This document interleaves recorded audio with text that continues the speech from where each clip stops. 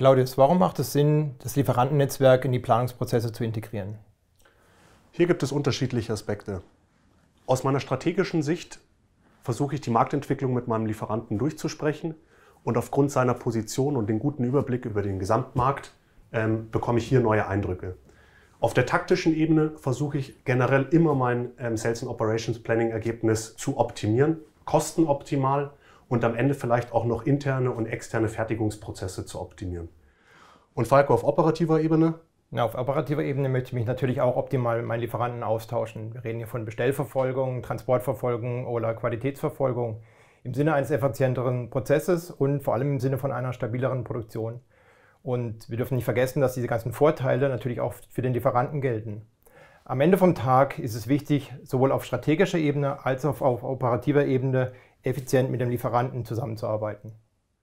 Und wie stärkt die Kombination von SAP IBP und SAP Ariba meinen Planungsprozess, Falco? Ich muss vor allem mit weniger Annahmen arbeiten.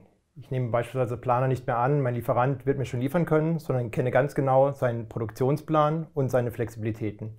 Das hilft mir dann letztlich, Bestände zu senken und Kapazitäten besser auszulasten. Wichtig ist, dass ich die Kollaboration möglichst automatisiert gestalte und mich nur mit den Ausnahmen beschäftige.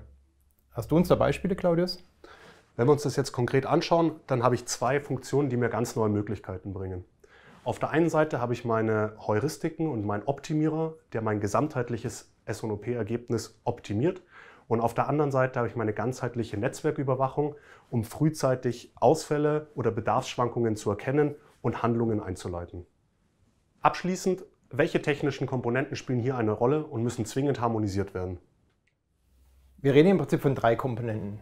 Zum einen das S4, dann die Planung, das IBP und die Kollaboration. In der SAP-Welt ist es das Supply Chain Collaboration. Die Philosophie der SAP ist es allerdings, dass der Endbenutzer in seinem Backend-System verbleibt und nicht in sein zusätzliches Kollaborationstool reingeht. Er bleibt in seinem IBP, der Planer. Die Supply Chain Collaboration läuft im Hintergrund und füttert das System mit besseren Daten. Und hier ist noch sicherzustellen, dass meine Standardprozesse in meinem S4 vorhanden sind, in meinem SAP IBP und in meiner Supply Chain Collaboration. Hier spreche ich von meinem Lieferantennetzwerk. Abschließend muss ich meinen Lieferant möglichst schnell in mein Netzwerk integrieren, um in den Kollaborationsmodus starten zu können.